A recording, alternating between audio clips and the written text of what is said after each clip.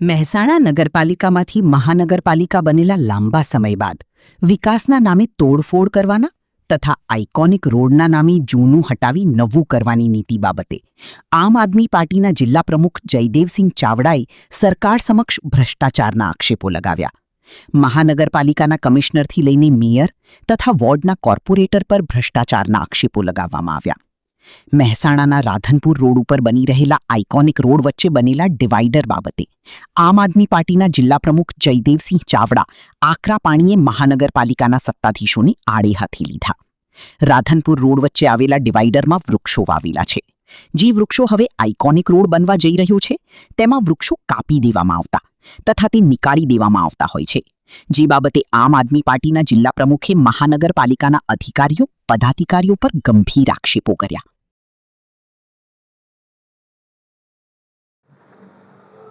જય હિન્દ, જય ભારત, જય જય ગરીબ ગુજરાત. હું છું જયદેવસિંહ ચાવડા, એડવોકેટ મહેસાણાથી. મિત્રો, મહેસાણાના અંદર જે તે કરીને નવું કામ કરો, તોડફોડ કરો, પછી કામ કરવા માટેના ટેન્ડરો પાડો અને પછી પૈસા કમાઓ. આ ભ્રષ્ટ ભારતીય જનતા પાર્ટી અને અહીંના જે મહાનગરપાલિકાના જે અધિકારીઓ ખરા એમની એક પ્રણાલી થઈ ગઈ છે.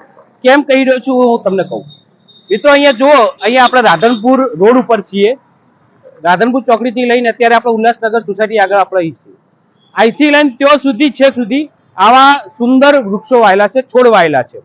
આ છોડ વાવવા માટે, એનું જતન કરવા માટે અને એના પ્રોટેક્શન માટે જો તમે સળીઓ તમે જોઈ શકો છો, આ એંગલથી છે, બધાય છેક ત્યાં સુધીની છે, જાળીઓ નાખી છે.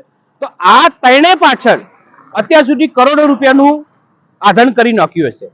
હવે આ વૃક્ષો જ્યારે મોટા થઈ ગયા છે તો આ મહામૂર્ખ અધિકારીઓ અને મહામૂર્ખ મેયર અને કોર્પોરેટરો આ બધા ભેગા થઈને નવો તગલકી નિર્ણય લીધો અને એના અંદર તમામ છોડ ખરા જે કરોડો રૂપિયાના ખર્ચે એનો વાવવા પાછળ, એના જતન પાછળ અને એના પ્રોટેક્શન પાછળ અત્યાર સુધી વપરાઈ ગયો છે.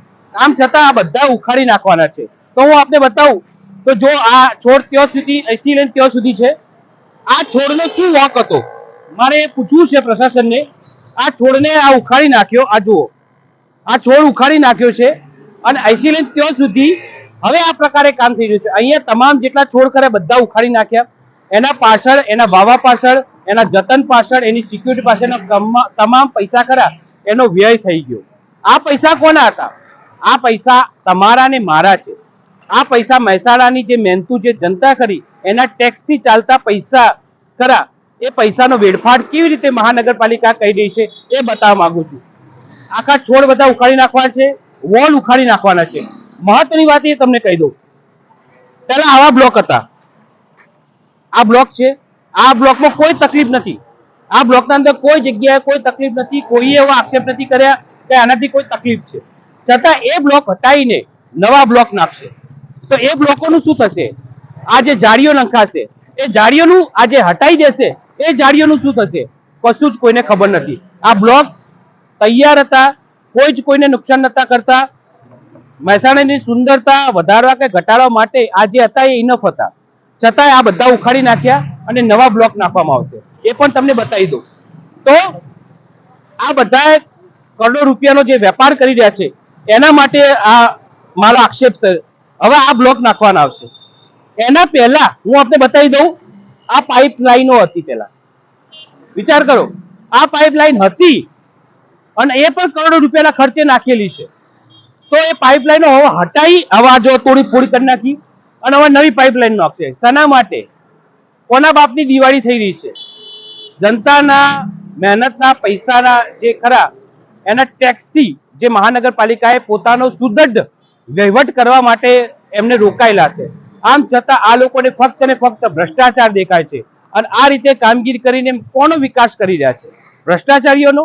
આ ખોટા ખોટા ટેન્ડરો જે પડી રહ્યા છે એ લોકોનો કે અધિકારીઓનો કે એના કોર્પોરેટરનો? આ પ્રશ્નનો જવાબ હવે મહેસાણાની જનતા આપે તો ખૂબ સારું રહેશે. જય હિન્દ, જય ભારત, જય જય ગરીબ.